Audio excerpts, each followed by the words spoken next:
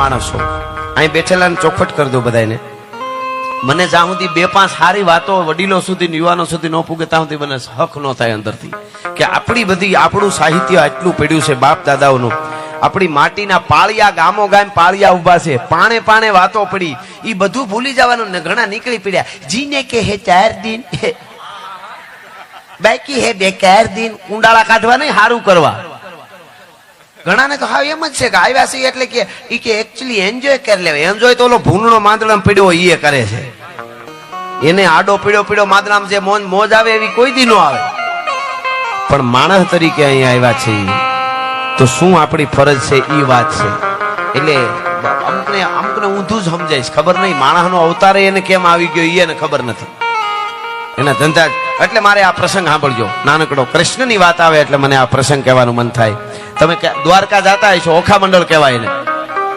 દ્વારકામાં આજથી હવા વર્ષ પહેલા સોમૈયા માણેક નામનો એક રાજા થઈ ગયો, કૃષ્ણનો પરમ ઉપાસક.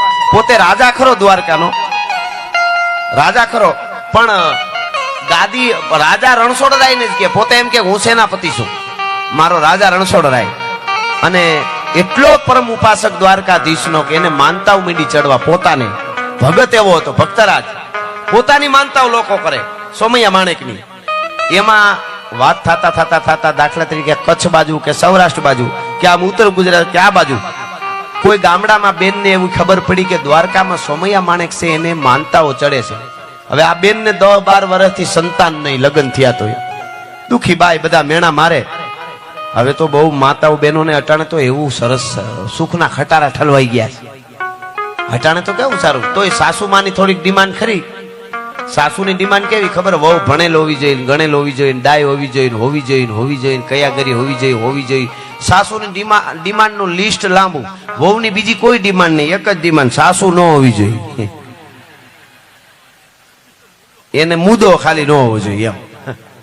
પણ અટાણે કેવા સુખી. ઓલા તો 4 વાગે ઉઠીને સાહુ ફેરતા, દળના દળતા, અને ઈ બાજરાનો જુવારીનો લોટ દળીને આમ માખણના પીંડા જેવો ઢગલો કર્યો હોય, દૂધના પીંડ જેવો. સાંજ સુધી મહેમાન ન આવે, બેનને સાંજે ખાવું ન ભાવે, મેં એટલી મહેનત કરી છે, કોઈ ખાવા વાળું ન આવ્યું. ઈ આપણી તમારા અને અમારા બધાય આ બેઠેલા બધાયના દાદીઓ માવું બધા એ દળના દળીને ખવડાવ્યા ને, એટલે આવા કરોડોના ઉત્સવો તમારા ગામમાં થાય છે. એમને નથી થતું, બાકી બહુ અઘરું છે. આ ધર્મોત્સવ નાની વસ્તુ નથી. આ 3 દિવસના ઉત્સવમાં લખવું હોય ત્યાં લખી લેજો. તમારે ત્યાં કોઈને ત્યાં દીકરીનો કે દીકરાનો લગ્નનો ઉત્સવ આવે ને તો તમને થાક લાગશે. 2 દિવસનો ઉત્સવ હોય પણ એવડા થાકી જાવ, મહિને દી માંડ હમાનમ. અરે ઈ દીકરા લગ્ન વાળા થાકી જાય, આપણે ગયા હોય લગ્નમાં ઈ થાકી જાય. બોલો, ઘેરે આવીને કોટ મોટ નો ઘા કરીને કે ઓહો હો લગ્નમાં બહુ કાનિયા હાથીએ જોડ્યા હતા, કાંઈ નહીં, હાવ બેઠા ખાધું ને થાકી ગયા. શું કામ? કોકની જ કીરી હોય.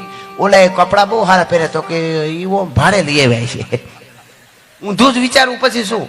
કોક નવી ગાડી છોડાવે કે ભટકા હે. કોકની પીડા કરવામાં જ આપણને થાક લાગે છે. મન જ થકવાડે. આપણે યોગનો એટલે આપણો દેશ છે. અને અહીં બેઠેલા બધાને કહી દઉં, એમાં હું આવું, આપણે બધાને કે માં અંબાના આ સુવર્ણ મહોત્સવમાં આપણે બધા આવ્યા. મારી આજ હાજરી થઈ. 3 દિનનો ઉત્સવ છે. તમે બધા આવશો, પ્રસાદ લેશો. મહેનત કરવાવાળા કામ કરે, નાનું રોકવાળા નાના રોકે છે. આપણે બધા આનંદ કરીએ છીએ, બરોબર? આમાં તમારે છેલ્લે દી ઘરે જઈને ઉત્સવ પૂરો થાય પછી 2 વાત કહું. એક તો ઘરે જઈને તમને વિચાર આવે કે અમને આશીર્વાદ મળ્યા છે કે નહીં. આવો વિચાર તો આવે ને બધાને. આવડો મોટો ઉત્સવ છે તો અમે આમાં હાજરી આપી, તમને આશીર્વાદ મળ્યા કે નહીં એનું ટેસ્ટિંગ જોતું હોય તો હું તમને એક મીટર આપું. વિજ્ઞાન પાસેનું કોઈ ટેસ્ટિંગ નથી, પણ હું તમને એક મીટર આપું.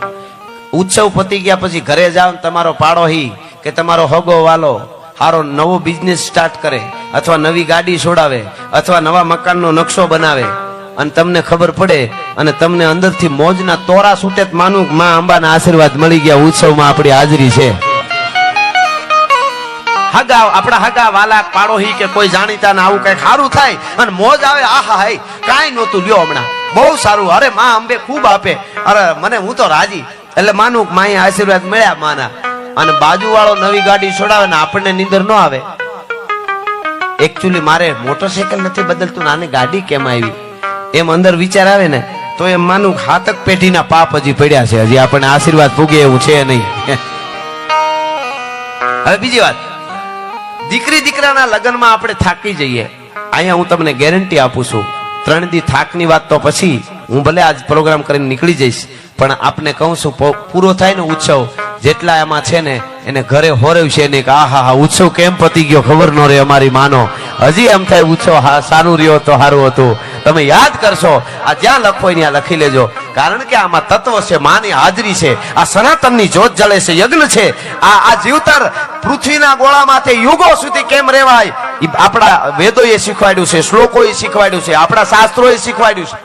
તમે મોબાઈલ નવો લ્યો ભેળી સોપડી આવે, તમને ખબર છે. ગાડી લ્યો તો એમાં સોપડી આવે ભેગી. પછી આપણે ભલે વાંચતા નથી ઇંગ્લિશમાં લખવું હોય એટલે, પણ જે લઈએ એમાં સોપડી ભેગી આવે. ઇલેક્ટ્રોનિક કોઈ ટીવી લ્યો તો ભેગી એક ચોપડી આવે, આને કેવી રીતે ઉપયોગ કરવો એ લખેલું હોય એમાં, બરોબર. હવે બધી વસ્તુમાં ભેળી ચોપડી આવે તો આવડી સૃષ્ટિ બનાવી તો ન હોય. આપણા સૃષ્ટિ બનાવીને પછી ભલે દુનિયાના જેટલા ધર્મ એમાંથી નોખા પડ્યા ને વહી ગયા, પણ મૂળ અહીંયા છે. ધરતીના માથે યુગો સુધી કેમ રહેવાય, આ બ્રહ્માંડનું સંતુલન કેમ રહે, પૃથ્વીનો ગોળો માં બધા જીવ કેવી રીતે રહી શકે, એની ચોપડી શબ્દ એટલે વાપરું છો સમજાવવા, નકર કહેવાય નહીં ચોપડી. પણ એની કોઈ ચોપડી હોય તો એ 4 છે, અને એ 4 વેદ છે. આપણે એના ઉપર જ દુનિયાને હાલવું પડશે. જ્યાં લખવું હોય ત્યાં લખી લેજો ભલા માણસ. હા, આપણે ત્યાં દુનિયાના દેશોને લુગડા કેમ પહેરવા એ ખબર નહોતી, તેથી મારા ભારતમાં યુનિવર્સિટી હાલતી હતી, તક્ષશિલા, નાલંદા, સાથોડાવની. ઈ પરંપરા છે. આપણે ત્યાં દેવાની વાત આવી છે, દીકરા ખાંડીને ખવડાવી દીધા, માથા આપી દીધા જરૂર પડી ત્યારે. ભામાસા જેવો મહારાણા પ્રતાપને જરૂર પડે તો સંપત્તિ લઈને વયો જાય. સરદાર વલ્લભભાઈ પટેલ જેવો જ્યારે ભારતનું એકીકરણ કરવાનું આવે, હું ઘણીવાર બોલ્યો છું, 565 રજવાડામાંથી 1 કરોડ લીધા હોત ને વલ્લભભાઈ, તો તેદી 555 કરોડ એની પાસે હોત. અત્યારે એના કેટલા થાય ઇન્વેસ્ટમેન્ટ કરવા વાળાને ખબર હોય. તેદી જો એટલા મળે, પણ સાહેબ જે નાયબ વડાપ્રધાન પેલો હોય ભારત વર્ષનો, એનું મૃત્યુ થાય, વિદાય લે, તેથી એના ખાતામાંથી પૂરા 300 રૂપિયા નો નીકળે ને, એના 3000 કરોડના ટેચી ઉભા થાય. એમને નથી થતું, જેડે તેડેથી નથી એ કિરત હુંદા કામ. બેનું દીકરીઓને કહું છું, તમારે રોલ મોડલ માનવું હોય ને કોઈને, તો મણિબેન ને માનજો. વલ્લભભાઈની દીકરી, ઝાંસીની રાણી લક્ષ્મીબાઈ, નાયિકા દેવી, મમન ઘોરી જેવો જે પૃથ્વીરાજ ચૌહાણ ની હામદે ટલ્લા લેવા તૈયાર થયો હોય, એવો મમન ઘોરી. ઈ મમન ઘોરી જયારે સંદેશો દે નાયિકા દેવીને કે મારે ચરણે થઈ જાઓ, તમારા ગુજરાતની આ ધરતીની, આ બધી ધરતીનું કીધું તું, યુવાન દીકરીઓ જેટલી સુંદર હોય એને લઈને આવી જાઓ મારા સૈનિકો માટે, નગર આટલા દિવસમાં આમ નહીં આમ થાય. અને આબુના પહાડોની માલિકો વચ્ચે સેના પડી હતી, હજારોની સેના, ટાણે અડધા બકરા ખાવા વાળા, બંબલા ભરીને દારૂ પીવા વાળા, અરબસ્તાની ઘોડાઓની માથે હમસ્યો ખૂને પાડા જેવા કાંધ વાળા સેના. અને તેદી પોતાનો પતિ નહોતો, કુંવર તો બહુ નાનો હતો, અને તેદી એને સંદેશો દીધો હતો કે હારી દીકરીઓ તમને ગુજરાતમાંથી ગોતીને દેવા હું આવીશ ભેટ, પણ થોડોક સમય આપો, આટલા મહિનાનો, અમુક મહિનાનો. અને સમય લીધો, અને નાયિકા દેવીએ સેના તૈયાર કરી. તેદી બેઠેલી આ દીકરીઓ, બેનું કહું, 15 વર્ષની દીકરીઓ હાથમાં તરવારો લઈને કહેતી હતી કે ગોરી આવ્યો છે એની ઈચ્છાથી દિશા નક્કી કરીને આવ્યો દિશા, પણ જાવા તાણે એની દિશા જો ફેરવી દઈ તો માનજો કે હિન્દુસ્તાન ગુજરાતની દીકરીઓ છે. ભલા માણસ, યુવાનો તો છે, પણ આ દેશની દીકરીઓ કેવી હોય મારે એ કેવું છે. તમે ઈ જીવશો એટલે તમારી કથાઓ લખાય. પેલાની દીકરીઓ લખાય, હવે કેમ ન લખાય? પણ તાકાત મા બાપ કોણ, મારો બાપ કોણ, મારી માં કોણ, એ ખાટલી એટલું તમને યાદ રહી જાય ને. અને પછી નાયિકા દેવી, આપને ખબર છે શું એની દિશા કરી હતી, કેવી રીતે એને સેનાને ચારે બાજુ એના ઉપર વાર્તા થઈ કે. પણ મારે કેવું છે કે માવડિયું, યુવાધન, આ વાર્તાઓ સાંભળજો. અને હું કાયમ કહું છું કે અમને આવી કથાઓ સાંભળે ત્યાં સુધી પ્રોગ્રામ કરવા છે, બાકી ભેહું સારતા આવડે છે. હા, કારણ કે અદ્ભુત આપણી પરંપરા. એટલે હું આ ભક્તિની વાત તમને કરતો હતો. હવે ઈ સોમૈયા માણેક બહુ પ્રતાપી ભક્તરાજ, દ્વારકાધીશના પોતે રાજા, એમાં કોક દૂરની બેને માનતા કરતી હતી કે હું મારે ત્યાં દીકરો આવે તો માનતા ચડાવીશ. 11 મહિને દૂધના ફીણ જેવો દીકરો જન્મો. બાઈ રાજી થઈ, પોતાના પતિને કીધું, વાત કરી કે આમને નામ માનતા છે મારે. હવે માનતા એવી હતી, સોમૈયા માણેકના કપાળમાં 100 નાળિયેર ફોડવા. હવે 100 નાળિયેર કપાળમાં શું કામ એને માનતા કરી ખબર? બેનને એમ હતું કે સોમૈયા માણેકનો પાળિયો હશે, જીવે છે એ ખબર જ નહીં. ભોળી બાઈ ગામડાની, એને એમ કે પાળિયામાં જઈને વધેરી આવીશ. દ્વારકા જઈને ગાડું ભર્યું નાળિયેરનું, 100 નાળિયેરનું સોતલા ઉતારીને પોતાનો પતિ લીધા હારે ગાડા ખેડું, પોતાનો પતિ ગાડું હાલતું થયું, દ્વારકા આવ્યું. સાંભળજો, દ્વારકા આવ્યું ગાડું. દ્વારકાની બજારમાં પૂછતા આવે સોમૈયા માણેકનો પાળિયો ક્યાં છે? એટલે કોકે કીધું પાળિયો? તો કે હા. કેમ? કે અમારે માનતા છે એના કપાળમાં 100 નાળિયેર ફોડવા. જો મને દૂધના ફીણ જેવો દીકરો દીધો, એની કૃપા થઈ. એમાં ઈર્ષાખોર માણસો હતા ને, કોઈ એને હળી કાઢીને સોમૈયા માણેકને જઈને કીધું, લે દેવનો દીકરો થઈ ગયો તો ફોડાય માથું. એવા હોય ઘણાને કોકનું દુઃખ જોઈને બહુ મજા આવે. ઘણા બટેટા વાળા જેવા હોય, બહારથી ઠરી ગયા ને અંદર રખરખતા હોય, હાવ હળગતા હોય હાવ. એના પાસે બેહવું જ નહીં. ખરેખર ઘણા નબળા વહાણી હોય ને, એ તમને સારું કામે ન કરે. તમે એમ કહો ને ગામમાં ધર્મોત્સવ કરો તો કે નો થાય, ખર્ચો બહુ થઈ જાય. ઘણા તો એવી વાતો કરે, આમાં ખવાઈ જાય, તારું કુટુંબ ખાઈ ગયું એ ખવાઈ જાય. ઈ તો રહેવા દે, સારા કામ કરે એને તો કરવા દો. આપણાથી થાય જ કરવું ને, કે જે કરતા હોય ને ઉત્સાહ આવે એને હારે ઉભું રહેવું. ખાલી પડકારો કરો, સાબાશ જુવાનડાઓ. આ ભાભલાઓ બધા જો અત્યારે આમાં મોજમાં છે, બધા રાજી છે કે અમારા ગામના યુવાનો આટલા ઉત્સાહથી આ બધા કાર્યો કરે છે. આ જે ધર્મોના કાર્ય થાય ને એ જીવનનું જમા પાસું છે. બાકી તો બધા આવ્યા જૈનમાન જાય ને આવે ને આ સાયકલ હાલ્યા જ કરે છે. કેટલાય ગોટો વળી ગયા, કાંઈ નક્કી નથી. પણ જેને જગતના ચોકમાં કરી બતાવ્યું એની વાતો રહે. એટલે અહીંયા મૂળ વાત ઉપર આવી જાવ. સોમૈયા માણેકને ખબર પડી કે બેન આવી છે કોક માનતા લઈને, એટલે એ તો હામો આલ્યો અને દીકરીને ખબર પડી ગઈ કે સોમૈયા માણેક જીવે છે. દીકરી રોવા માંડી, ગામડાની ભોળી બાઈ રોવા માંડી. અરે બાપુ મને માફ કરજો, મને ખબર નહોતી તમે જીવો છો. મને એમ કે તમારો પાળિયો હશે પથ્થરનો, તમારા કપાળમાં 100 નાળિયેર ફોડી છે, હવે મને માફ કરી દો. નહીં બેટા, સોમૈયો માણેક બોલ્યો, એની ભાષામાં બોલ્યો. શું કીધું ખબર? હલિયચ મુજી ધી હલિયચ તોજી માનતા પૂરી કર, હી મથો ખુલ્લો રખી દિયાસી, જોર બરાબર જોર. એટલે શું કે છે? આ માથું ખુલ્લું રાખ્યું છે, તારી માનતા બરાબર ચડાવી દે, અને તું 100 નાળિયેર મારા કપાળમાં ન ફોડીને તો તને દ્વારકાધીશના સોગંદ આપું છું. ભલા માણસ, તારી માનતા પૂરી કરે. આ હા હા 100 થી હવા વર્ષ પહેલાની વાત કરું, સાંભળજો. સોગંદ દેવાઈ ગયા, દુઃખ બહુ થયું દીકરીને. નાળિયેર ઉપાડ્યું આમ ગાડામાંથી, સોટલા ઉતારેલું હો, અને સોમૈયો માણેક ખુલ્લું માથું કરીને ઉભો રહ્યો હામો. દ્વારકાધીશ દ્વારકાધીશ દ્વારકાધીશ દ્વારકાધીશ, હે રણછોડ રણછોડ રણછોડ રણછોડ. અને બેને સોગંદ દીધા, હમ દીધા. એટલે નાળિયેર તો તાકાતથી જ મારવું પડે. કીધું તું તારી તાકાત હોય એટલા તાકાતથી નો માર ને તો તને સોગંદ છે દ્વારકાધીશના. આમ નાળિયેર લઈ આંખ બંધ કરીને બાએ ઘા કર્યો, આમ ગમ કરતું નાળિયેર વસ્તુ. મિત્રો એ નાળિયેર આવે, સોમૈયા માણેકના કપાળથી એક વેચ છેટું નાળિયેર રહ્યું, ધાડ કરતા 2 ભાગ થઈ ગયા. નાળિયેર ફાટી ગયો, પાણીનો ફુવારો ઉડ્યો ભાઈઓ. મિત્રો 1 નાળિયેર, 2 નાળિયેર, 5 નાળિયેર, 20 નાળિયેર, 50 નાળિયેર, 100 નાળિયેરના બાએ ઘા કર્યા. આખું ગામ જોવા ભેગું થઈ ગયું કે આનું માથું ફૂટી જાય શું થાય. અને 100 નાળિયેર એટલે પૂગે, 2 ભાગ થાય, પાણીનો ફુવારો સોમૈયા માણેકને ઉડે, ફાડા 2 બાજુ ઉલ્લી જાય. આને કહેવાય ઓખો તો દુનિયાથી નોખો કહેવાય, અને દ્વારકાના દેવની તો વાત જ ન થાય. હા, એટલે દ્વારિકાનો નાથ મારો રાજા રણછોડ છે, એને મને માયા લગાડી.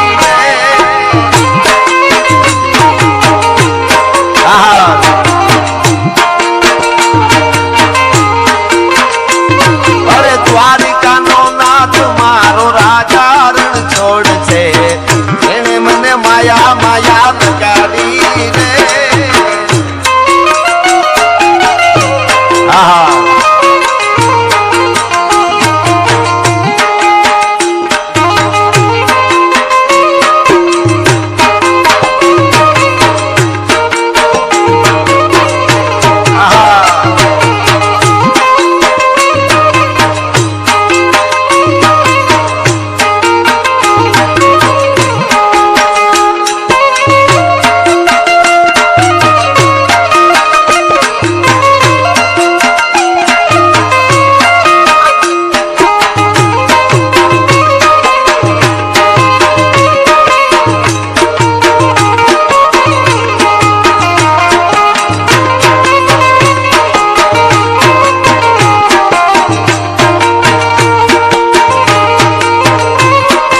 સુદામાનો મિત્ર મારો રાજા રણછોડ છે, એને મને માયા માયા લગાડી રે.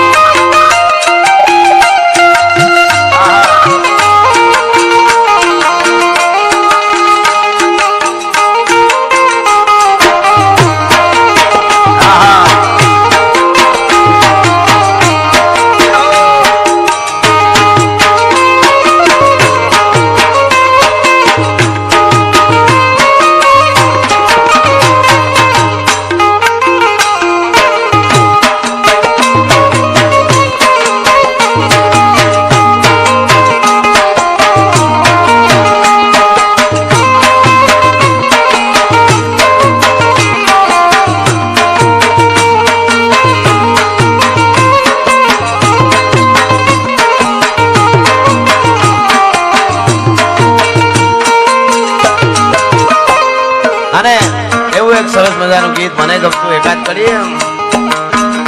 વાલા તો વાલપનું છે વાણ એને પાર તું તાર, આ તો વાલપનું છે વાણ એને પાર તું તાર, મારી આંખે ઉજાગરા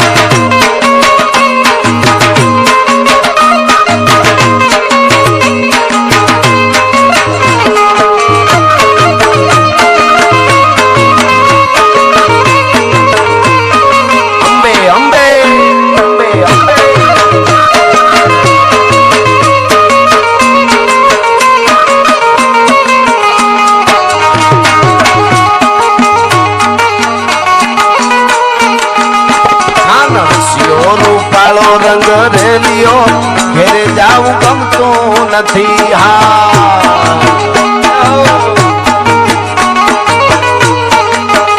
કાનવસીઓ રૂપાળો રંગ રેલિયો ઘેરે જાવું ગમતું નથી. મારી માથે છે જમુનાની હેલ રે ઘેરે જાવું ગમતું નથી.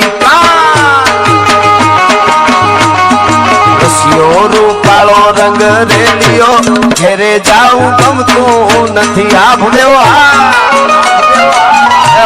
સરકારી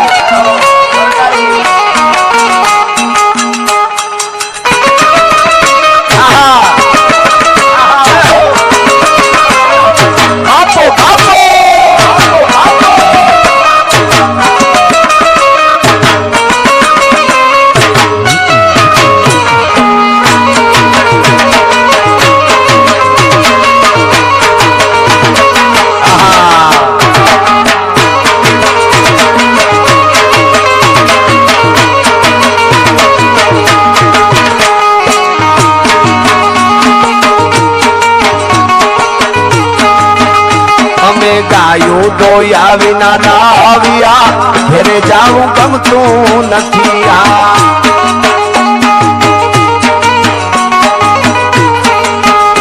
અમે ગાયું દોયા વિના આવ્યા ઘેરે જાવું ગમતું નથી.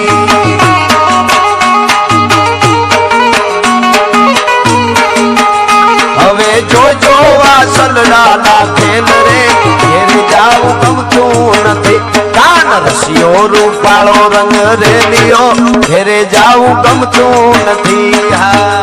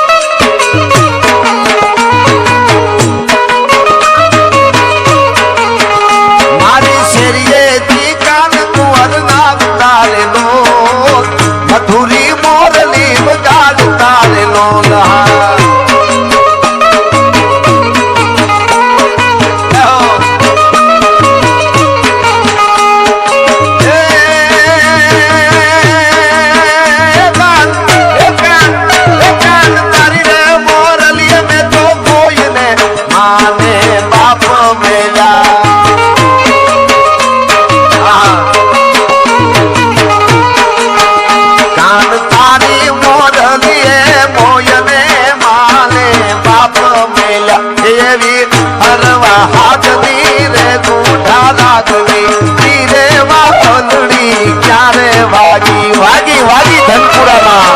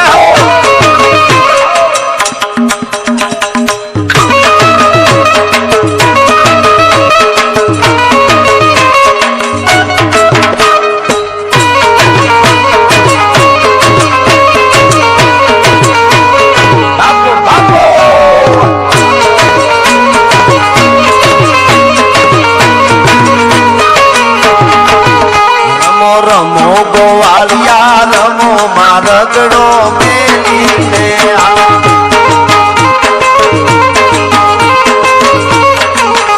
રમો રમો ગોવાળિયા રમો મારગડો મેલીને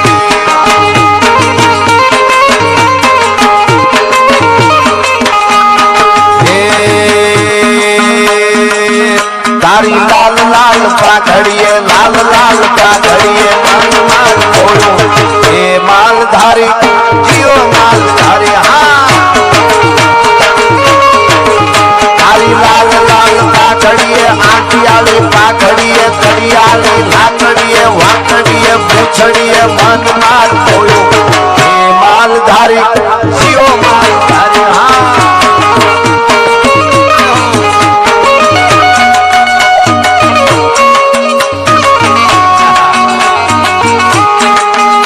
इंटरवल में हमारा इंटरवल पड़े चार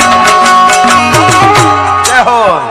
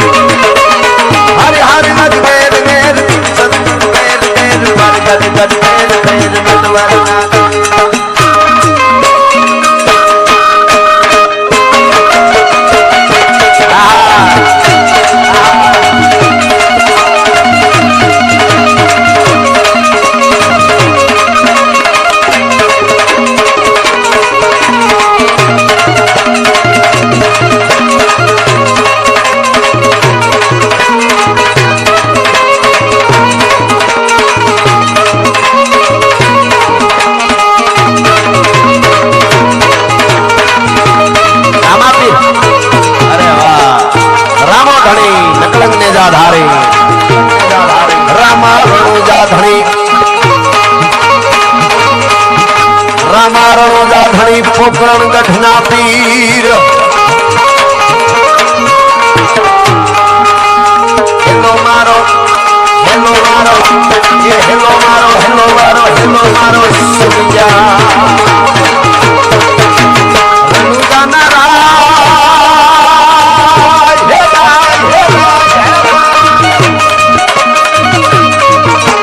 હુકમ કરો તો પીર જાતરાયું થાય મારો હેલો સુનિયા ये हेलो मारो सुन क्या रणु जानारा